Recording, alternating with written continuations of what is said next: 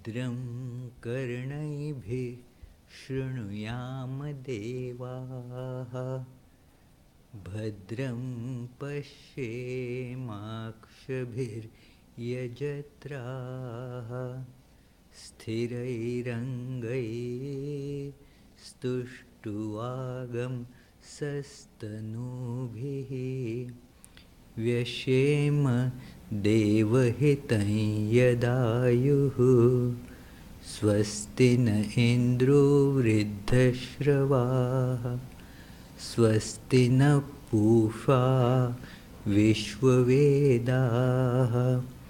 स्वस्ति नस्तार्क्ष्यो अरिष्टनेमिः स्वस्ति नो बृहस्पतिर्दधातु ॐ शान्ति शान्ति शान्तिः.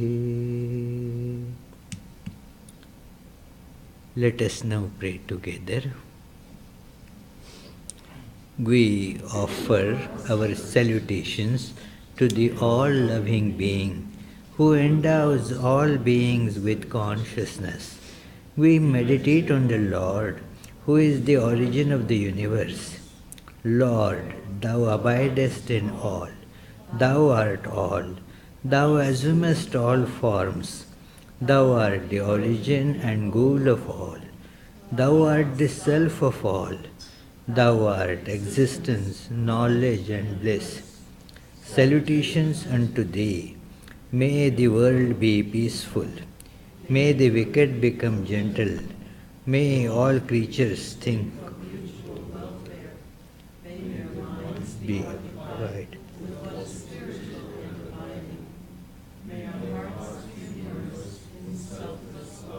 For the Lord. Peace. Peace be unto all.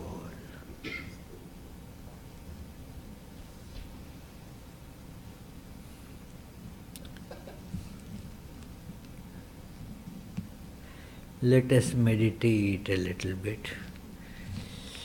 Let us think of our mind as a room, as a room that we enter in. Let us close our eyes and think, look into our mind as a room, a beautiful, well-arranged, peaceful space that we are entering in.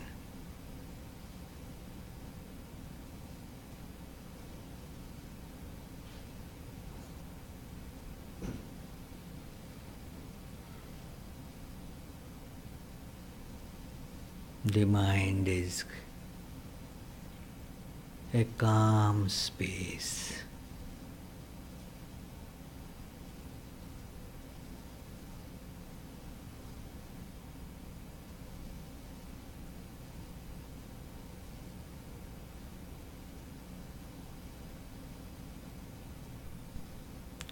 It is not passive.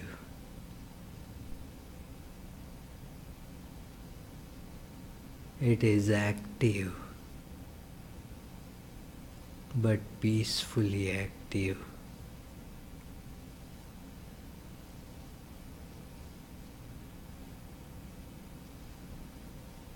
It is full of positive thoughts.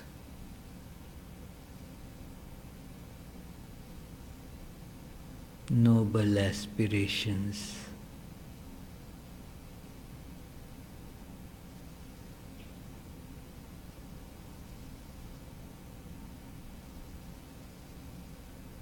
The air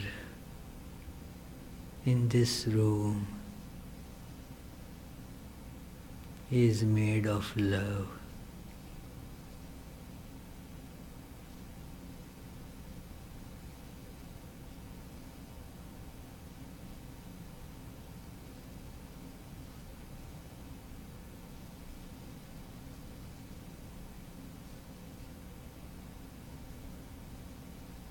The light in this room is made of knowledge.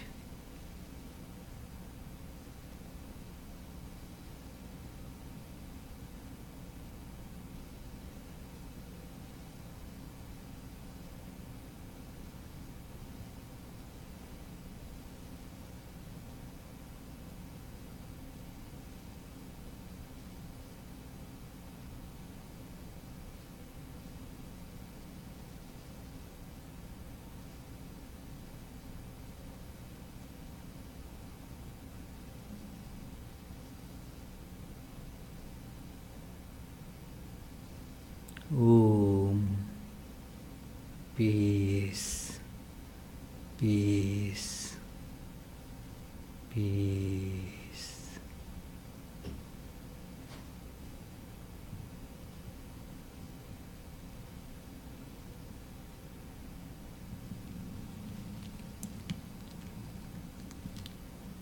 Dear friends,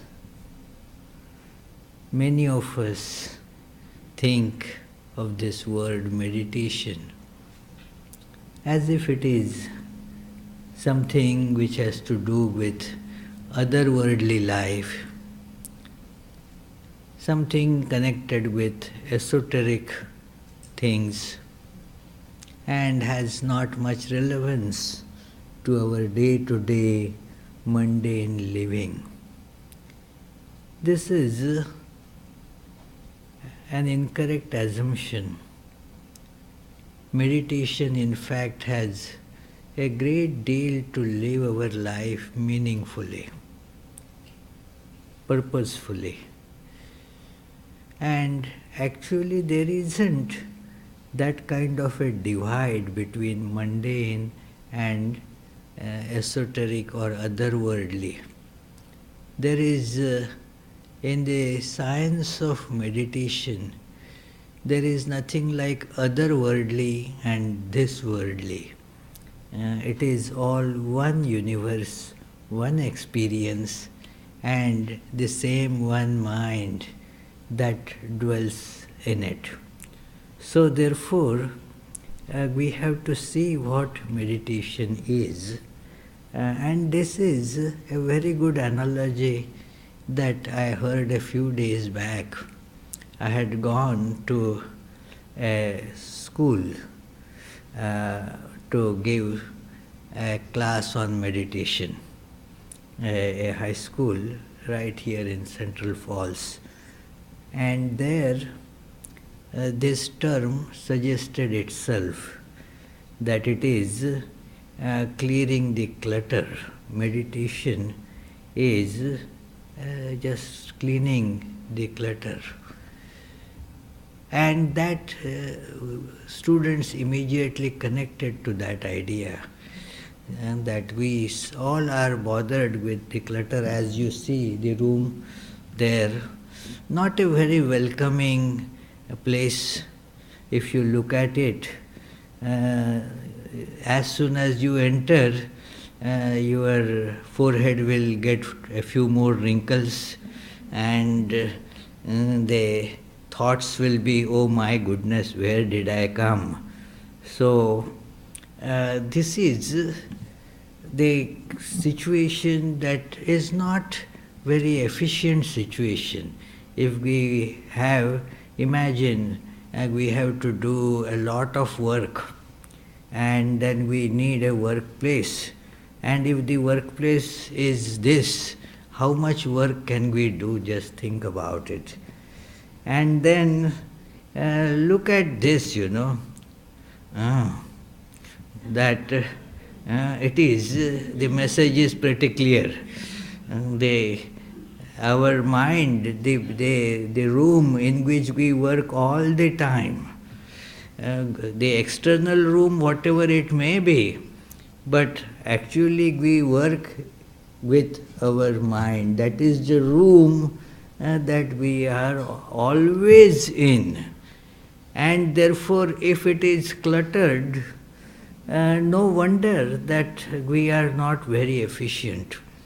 The psychologists, after a lot of observation and looking at various, data, statistics say that we use only 2% or 3% of our mental capability, if that.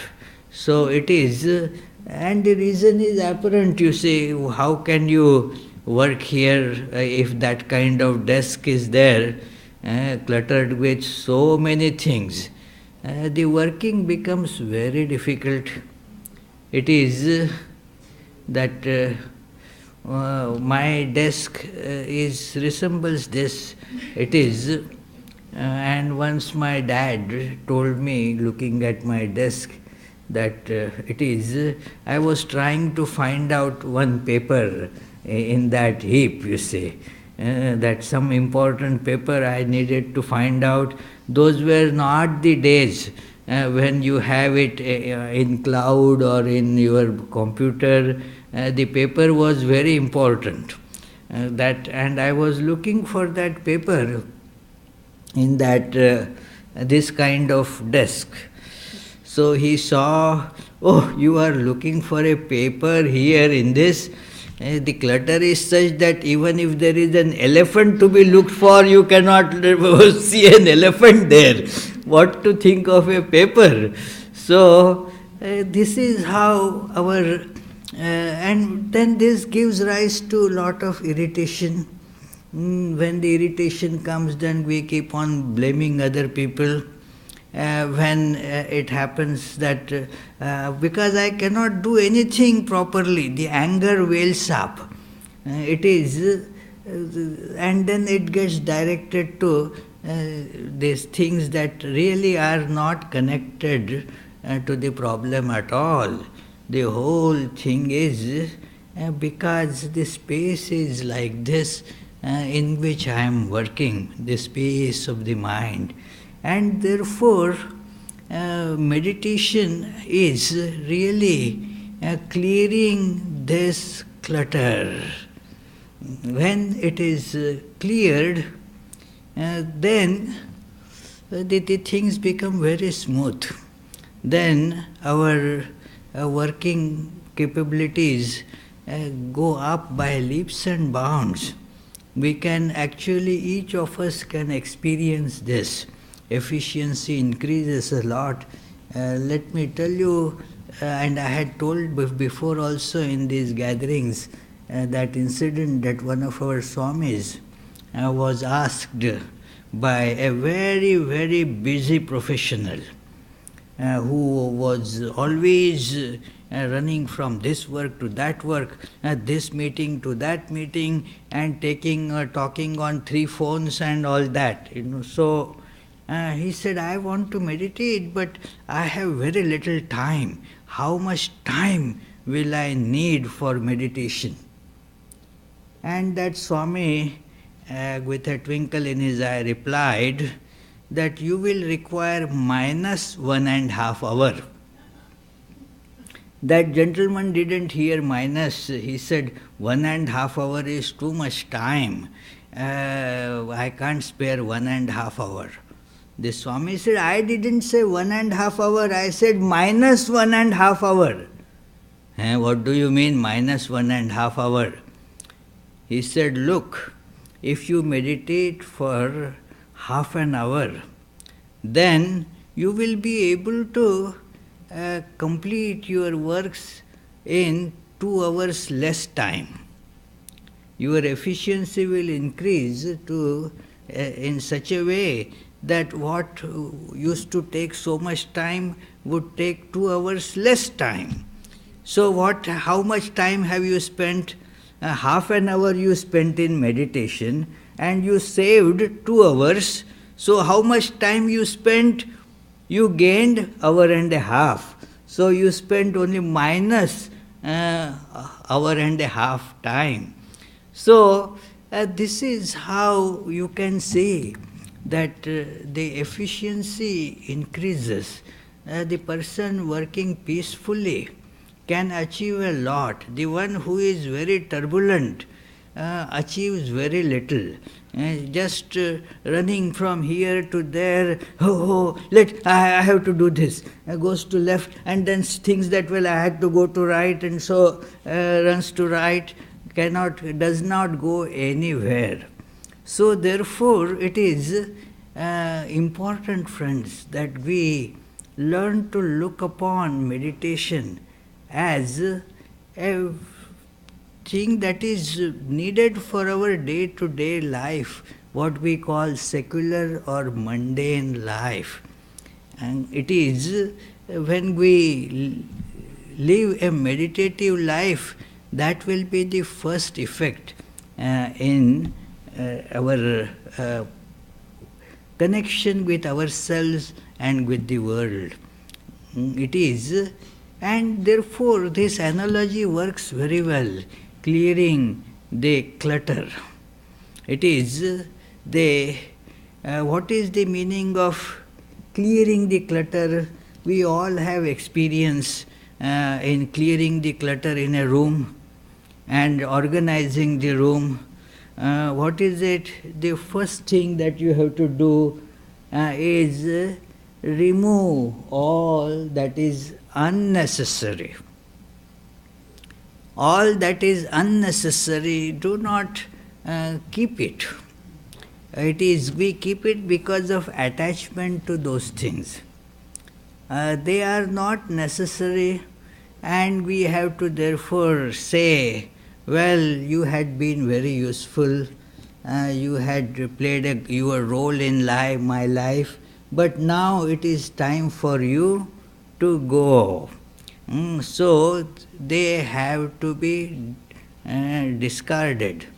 If we do not, then so many unnecessary things they accumulate, and we all experience that. We buy more than what we can use.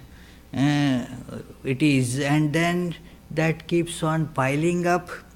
It is a common scene. It is. I learned it only after coming to USA, that the garage, cars, garage is meant for actually car. But in most houses, when I went after coming here, I saw the car is outside.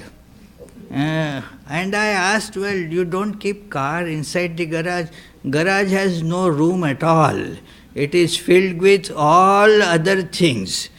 And then how long, even garage has limited space, and we keep on going to malls and buying things. It is, well, this is a Christmas shopping, then Thanksgiving shopping, the Black Friday, Cyber Monday. There is no end to these things. So you buy so many things.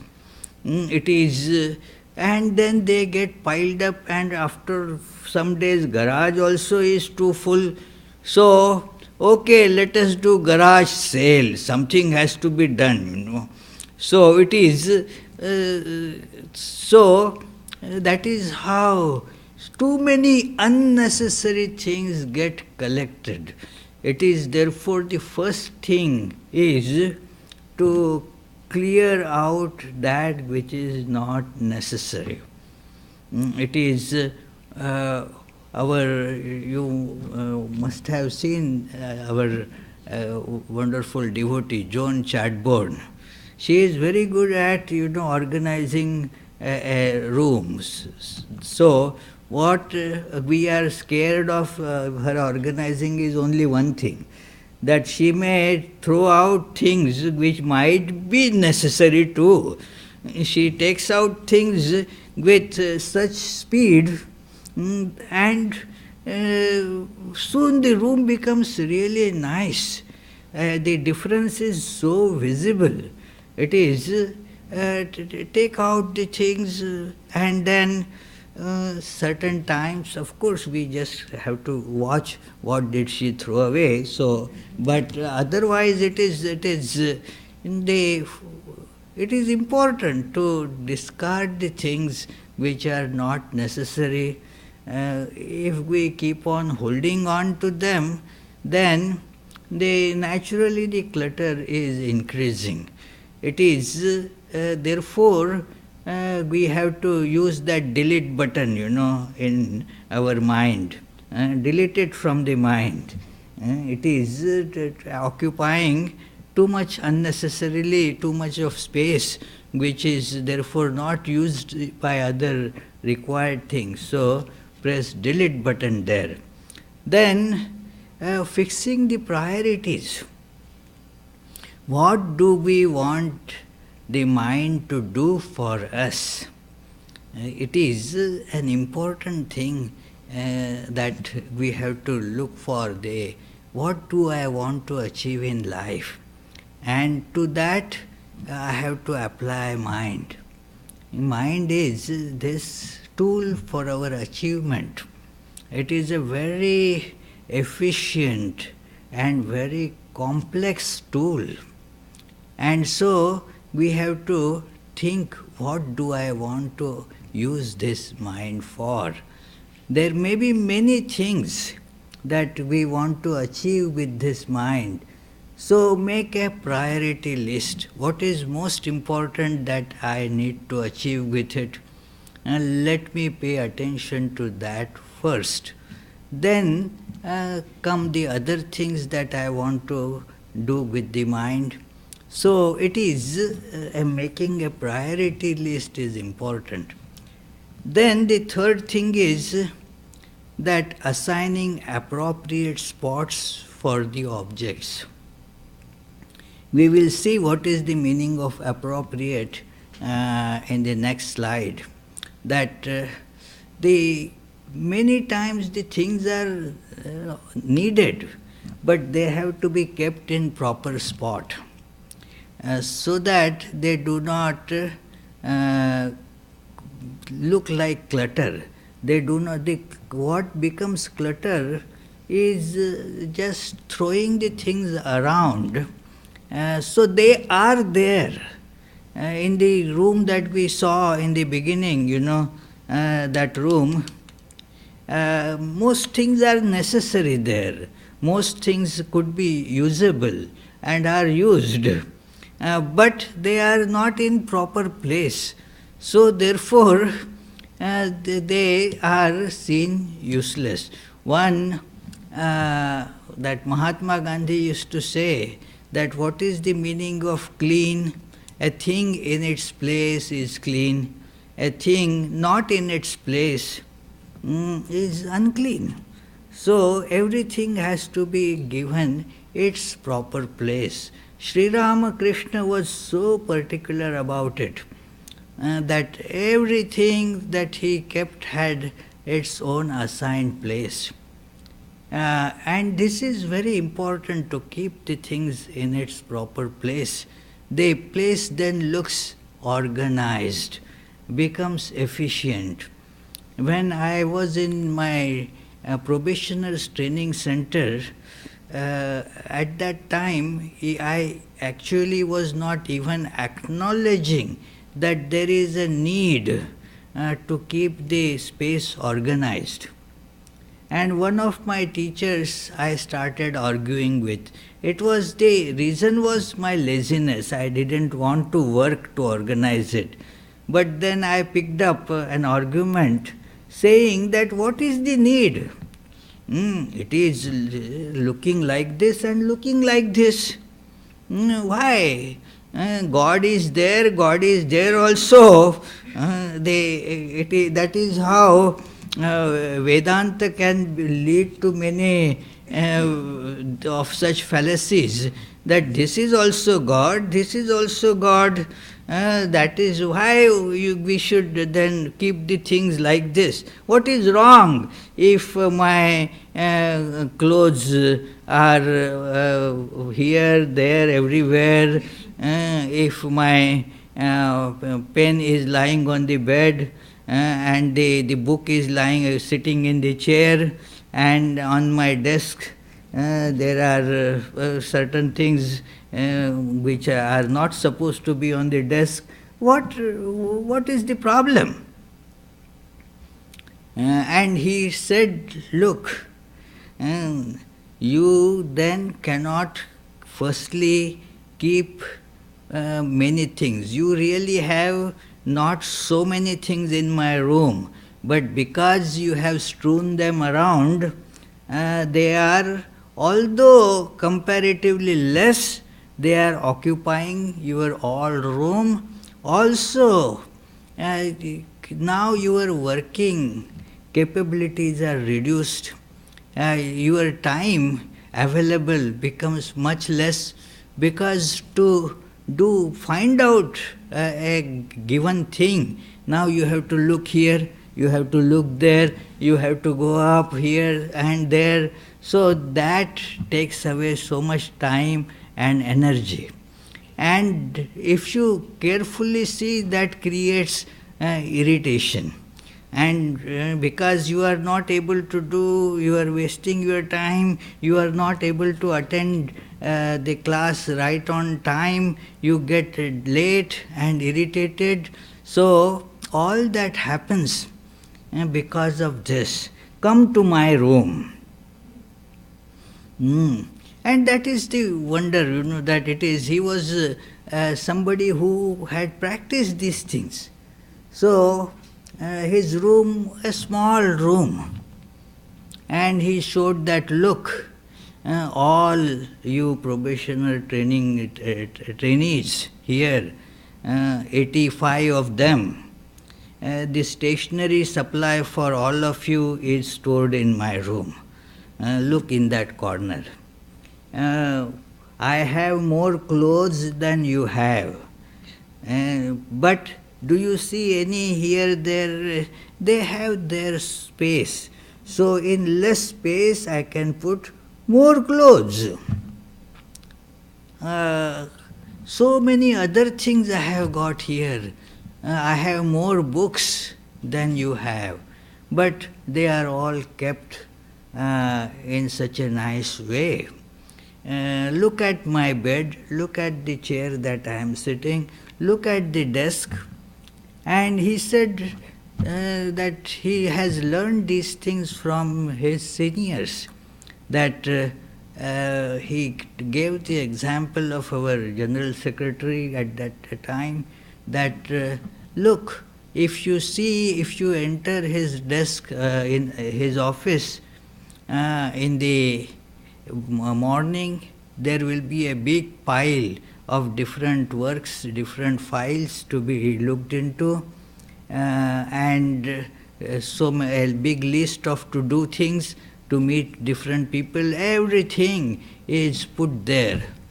And he goes there on time, leaves on time, and doesn't waste any moment. By the time he leaves his desk, it is all empty, clear. Nothing is pending. Everything is taken care of in that allocated time. Why is he able to do that? Because no clutter. No clutter on the desk. No clutter on the desk of mind either. The whole space is so well organized. So therefore, one must take care of that. So, keep the proper place for the proper object, so that when you want it, it will be handy for you.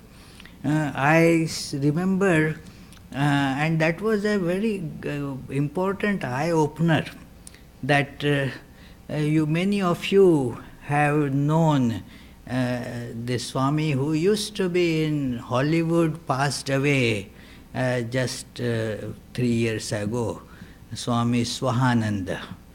He had come to here also many times. In fact, this hall was informally inaugurated by him. He gave a talk here while the construction was still not complete, but the hall had been done so he gave a lecture here on that occasion. Then what happened was, already he had a lot of problems while coming here. The plane got a couple of hours late, and then as I had gone to pick him up, the car died right as he entered in the car from airport. the battery decided at that moment to say bye-bye. So it took a long time more. And this old man at that time, about 89, was still without any perturbance, was going through all this. Then as he came here, as they see the organized mind immediately as per situation. Flexibility is another sign of organized mind. He saw that now there isn't any time for getting some tea, refreshments, or even quickly change the clothes, because all were waiting for the lecture to begin here. So he said, okay, first let us finish that, because these people are waiting. So then later on we will see others. So he immediately came, just went to the bathroom for a minute, came and spoke. Then he also gave a longer lecture on, I think it was on devotion, in the other room there. And then after dinner he slept. But his woes were not just finished then. It was the month of late, in October, and there was chill in the room. But we had not started at that time a general heat around here. So for his comfort, two these electric space heaters were put. And the person who put it did not realize that the two may start simultaneously and would blow the electric circuits. So at night, just to keep the room warm, both were put on, and in the middle of the night, the power was gone. Now, there was no light, nothing, and we were sleeping peacefully. I had told him that just if any problem, just please knock and let me know. But he needed to go to bathroom. Now, no light. He pressed the switch. Nothing was happening, and it was pitch dark. So now what to do? He had a flashlight, but where to find now? See, he remembered where it had been kept in his bag. So he reached somehow to his bag. That was very close by his hand. And then he opened it and just put his hand, got the flashlight out, put on that flashlight, and then finished everything. So, I mean, see, if the person is organized, then how things can be performed with more efficiency. This is the reason that one should have the mind. Mind has to respond to many different eventualities of different kind. So if it is not flexible, if it is not ready for it, then it would enter into serious problems. Then we see that other aspect that Swami emphasized on me, and that of aesthetics. That what is the aesthetic harmony is very important. If the look of the room, if the place is not aesthetically harmonious, then our mind will not be at peace. Because an aspect of beauty and peace is harmony. That the things, they complement each other. Whatever is in the room, it should be pleasing to our eyes, our looks. Why so? Because that beauty is the sign of things being in proper place. That is how we see that it is beautiful. They are symmetrically kept. They have the proper these pleasing arrangement, and thus that pleasing arrangement makes the mind automatically more efficient. So all these ideas are really helpful to clear the clutter. So it is, what it brings is ease of working. Our mind can work much more efficiently, more the faster. And then peace, harmony, happiness, that will be how the mind will be there.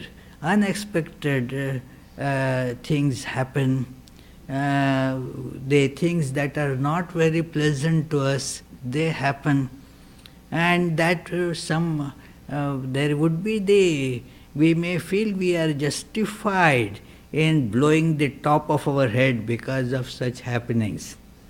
But if we blow the top, who suffers by that? The one who gets angry, that person suffers. My anger hurts me more than anybody else. It may hurt others in a secondary way, but most the person who gets angry hurts oneself. And therefore, we must see that peace, harmony, happiness, right while working. Not that let the work be very, and then, no, while working, you should exude that sense of peace, harmony, and happiness. And thus you will see that you can do much more. You will not keep on complaining about having no time. When clutter comes, like I was telling, that I wanted that some time from Swami, and he said, no, I am so busy, I cannot give you 5 minutes now. And he explained me for half an hour that why he cannot give me 5 minutes. So that is how it happens, that you see that it is we do not have time at all. All of us experience this, that why there is no time. It is that because of this, that too much of clutter around. So we are not efficient, we are not able to finish our works, and so forth. So it is, and one important thing that is to be remembered for clearing the clutter is, do not make clutter. It is, if you make clutter, then the only thing is that whole job will be to keep on clearing the clutter, make the clutter, clean the clutter. Like one girl told me that, well, she was told at the high school that you should take loan so that you can go to college, and then when you go to college you can get a good job, and then you can pay back the loan. So that is it is like that. Bring in the clutter and then spend the time in cleaning the clutter. Again make clutter, again keep on cleaning the clutter. The mind does not have then any other thing to do, just bring clutter, clean the clutter. So therefore, stop this clutter. It is, why you worked, keep the thing in its place. It is, you see the tool room there, it is, and if the tools are just thrown around, they get lost. And what I used to tell before, one gentleman here, one of our volunteers, nicely arranged the tool room so beautifully, as exactly like as you see in the picture. So, otherwise, we used to find every tool except the one that we needed. So, where did that go? No, not here. Oh, I will look for it there, look for there. Okay, I think we have to buy another one. So you go and buy another one. Time is spent in that. And after you buy, you find the other one. So it is. So, why does it happen like this? We throw away things where they should not be. So, an important lesson in this about mind too. Do not bring clutter in. There is a beautiful verse in Bhagavad Gita about it. It comes at the end of the 5th chapter. The 6th chapter deals with meditational processes. The 5th chapter, it creates the background for it in the last few verses of it. And the verse that I want to mention here is that it tells that sparshan kritva bahirbahyan chakshushchaivantare bhruvo. The first phrase alone I am going to concentrate on is that through our sense organs coming in contact with the objects, we bring them in. And then that clutters the mind. Do not bring everything in. They like you go to mall, everything, so many things are there. Do you buy the whole mall? Your eyes see, and the judicious buyer thinks first, do I really need it? Is it worth the price? And so forth, and then buys. It is so. When our eyes see something, we need not buy and get it inside. It is that is the eye has touched the object. It is and externally things have been contacted. Now do not bring that external contact, that sensation inside. That creates if we keep on bringing whatever we hear, whatever we see, is it necessary to keep on just breaking our heads on things that we are not going to be able to do anything about?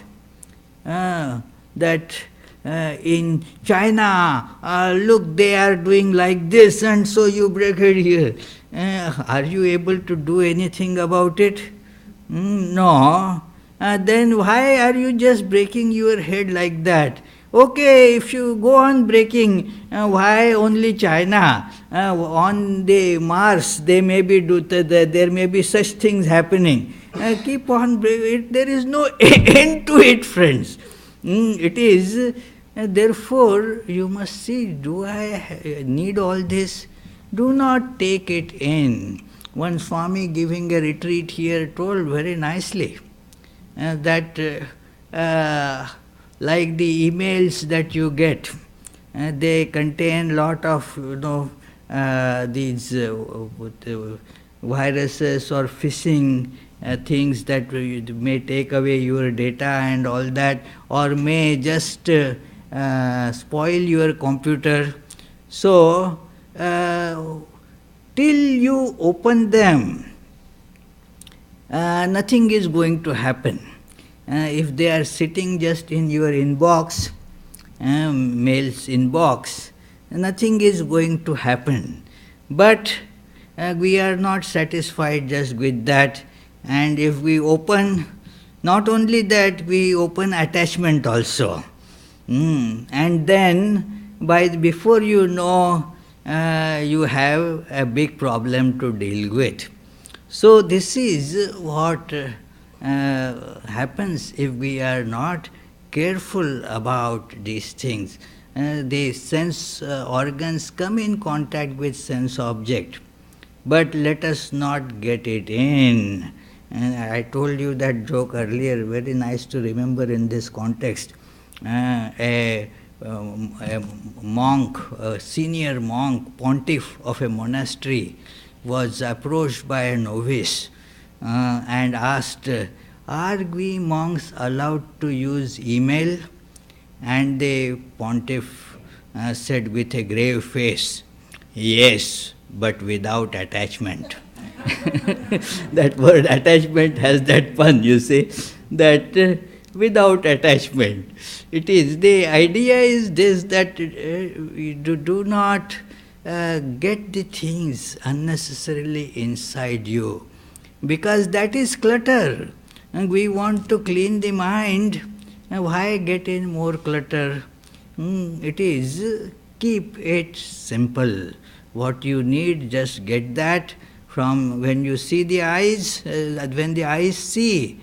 Do not get all the pictures in. Swami Vivekananda speaks about it in Karma Yoga, that this is a necessary discipline, friends, to when we come in contact with the world, let us not take everything in the world, take only thing that is going to be helpful to us. That which is not helpful, it is going to just add to the already existing clutter. So do not take it in. That is the important thing needed to be learned. If we learn even that practice will stop the inflow of clutter, and thus we can focus attention on clearing the existing clutter. Otherwise the process will never end. Clutter will be just getting created. So now how to do that? This room is to be cleaned. It is first step is to see it as clutter. We see the external room with the external eyes, but for seeing the clutter inside, one has to, that is how the meditation begins. Sit quiet, sit upright. There is a reason for sitting upright and sitting quiet. Quiet, most people understand. Why upright? The reason is explained by Swami Vivekananda in Raja Yoga book, that it is when we sit upright, our spinal column, where all the nerves, that connections from our sensory and motor organs to brain, they go through that column, and therefore that column needs to be kept in a state where it is not under any pressure. It should be free, and that happens when we sit upright.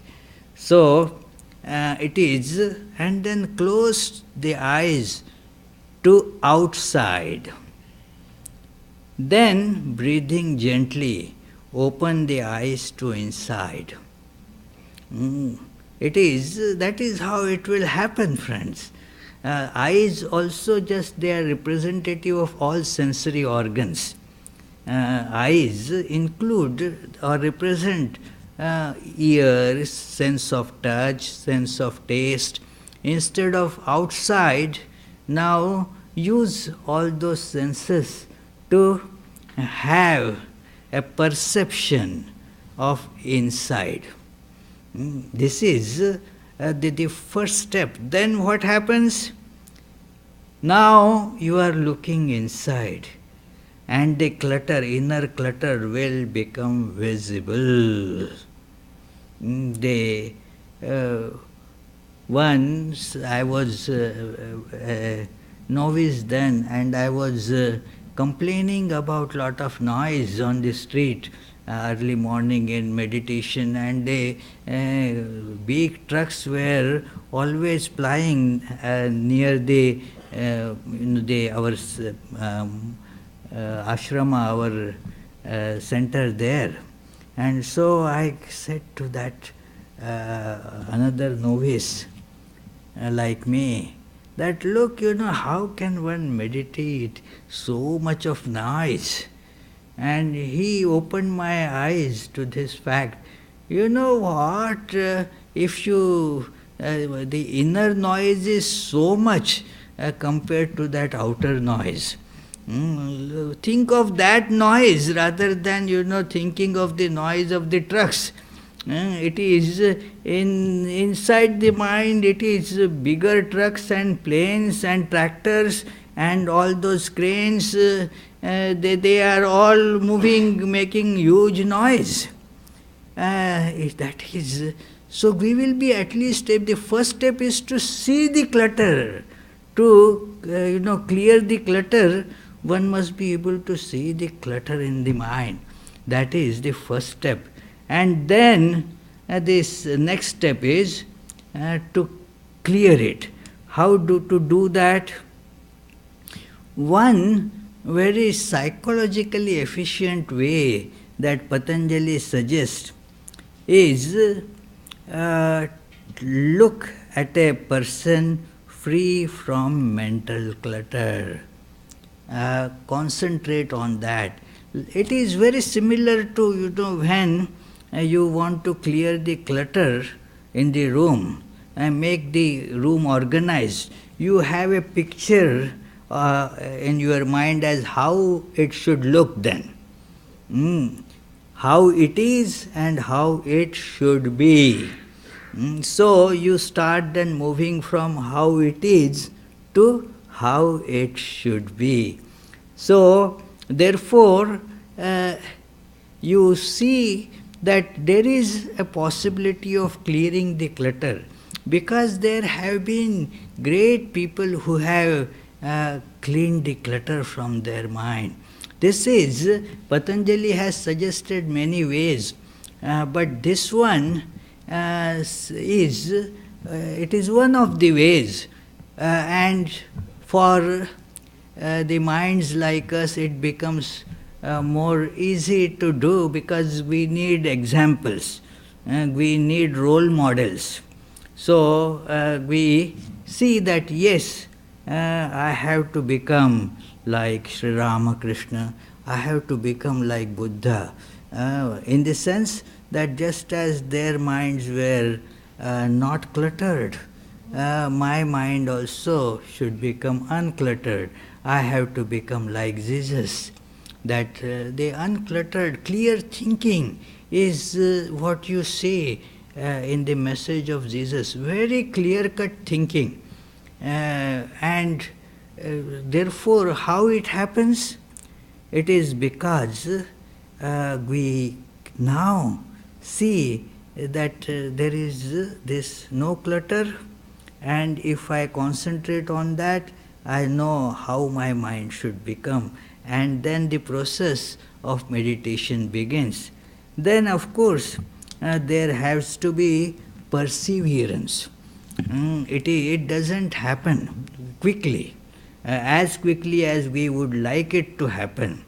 One of our devotees keep on complaining that for so many years he is doing and nothing is happening. Well, do not waste time in complaining. Keep on practicing. Perseverance is very, very necessary on this path. Perseverance, yeah.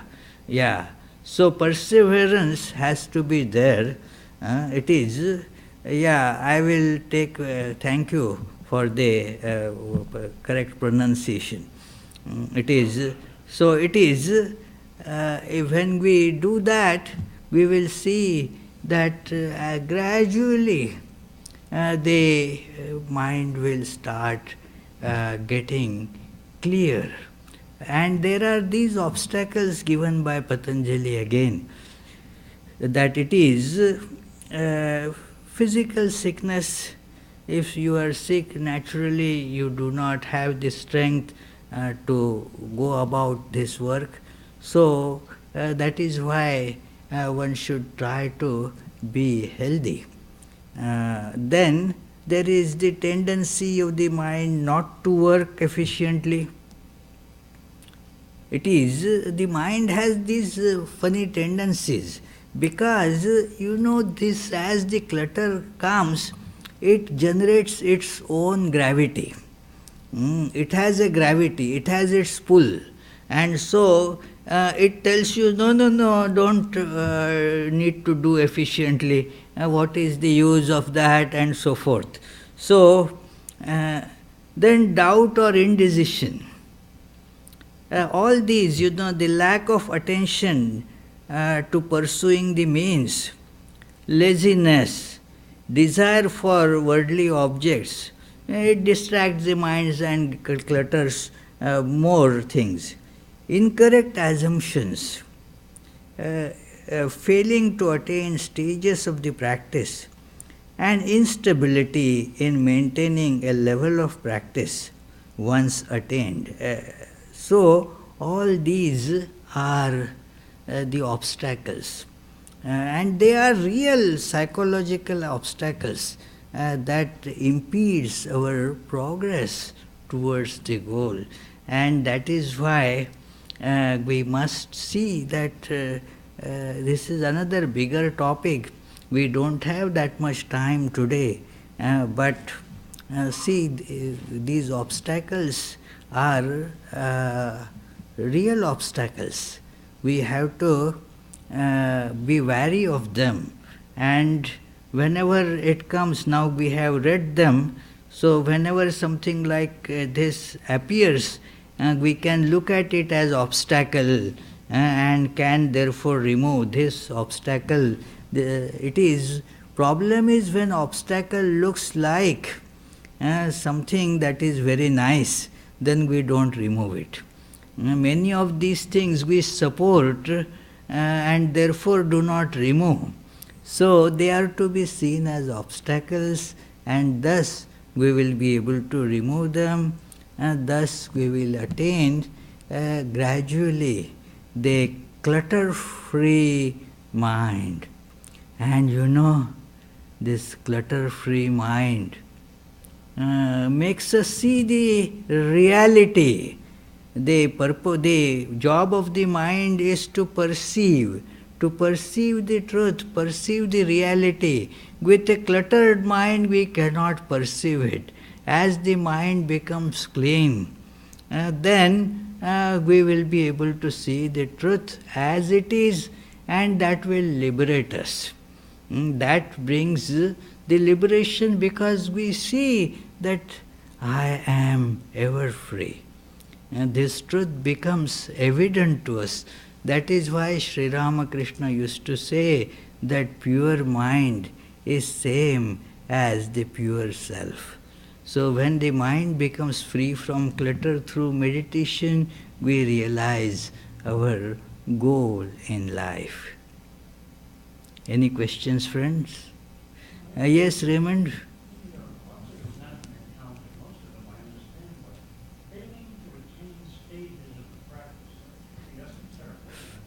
Failing to attain the? Yeah, failing to attain the stages. The stages is, the clearing of the clutter happens stage by stage. Now, one goes to a stage, but stops to go from going to the next stage. So does not attain to the next stage. It is a very commonly encountered thing in meditation. One starts meditation, attains some level of purity and clarity, but feels satisfied with that, does not proceed ahead. Things then compares with other people, I am better than those. Instead of looking at the great souls like Buddha, Jesus, and all looks at some other, oh, that fellow is worse than me, so I am better, and feels satisfied, and she doesn't do anything more. That is what is not attaining the stages. Yes, John?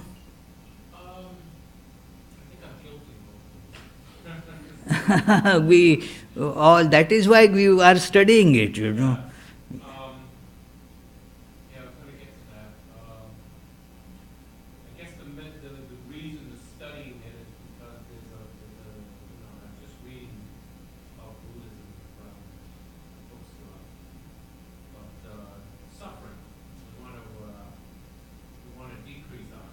Yes.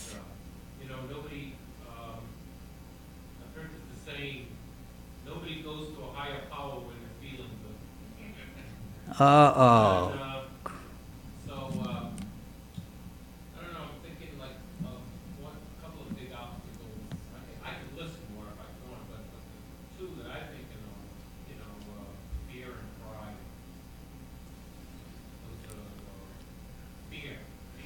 yes. Yes, fear is a very big obstacle. The fear is because we feel that I am doing this meditation, I am investing so much time, but well, I may go insane because of meditation. It is, many feel this fear that somebody was telling me the other day, oh, it is told in some books that if you meditate too much, one may become insane. The fellow is not meditating much at all. Meditating 5 minutes, and then if you are increasing it to 10 minutes, you are not going to. This question, you are making this question suggests you probably already are insane. So, such fears grip a person about meditation. I may go insane, or I may have some health problem because of meditation. These fears do impede our progress, you are right. And the expectations, yeah. Yes. What are incorrect assumptions? Incorrect assumptions. The incorrect assumptions about this is that you assume that in 10 minutes this will happen to you, or you may feel that some god from somewhere is going to descend and is going to help you out. All these are incorrect, illogical assumptions. So, it is assumed by many that, oh, okay, it is all comes in due course by grace, and so I don't need to do anything, things will come by grace. That is an incorrect assumption. So God's not going to come help us out? Ah, don't assume it. If you have to be willing to do to for the God, you know, God will come and help you out, as they say. If you are opening the door, our meditation is opening the door for God. So if we are not opening the door, then God will knock and go away. So therefore, it is you can look upon meditation in that case is keeping the door open for the God. So, okay, then we shall conclude with the closing prayers. Before that, Vishwanath will do his offertory, and I will tell you uh, the next.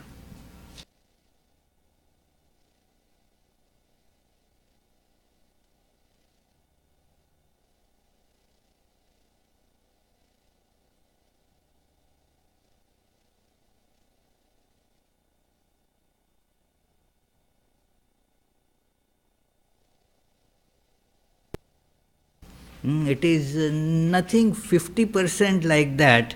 It is fully practical life and yet fully spiritual life. And one of the very practical, important teachings, especially uh, in the American society, is do not be wasteful. So, we shall discuss that next Sunday. Do not be wasteful. The other programs during the week, the Tuesday, Friday Vedanta classes, on Tuesday Gospel of Sri Ramakrishna, Friday Jnana Yoga will go on as usual at 7:30 p.m. Every morning and evening. There will be the prayers and meditation at the times mentioned in the flyer. So you are requested to attend as many as you can. And I conclude with the closing prayer. There will be then arati and will be followed by supper. Today there is, instead of soup, there is some other supper that is awaiting you. Very nice though. It is a few notches better than the... Okay, I should not say.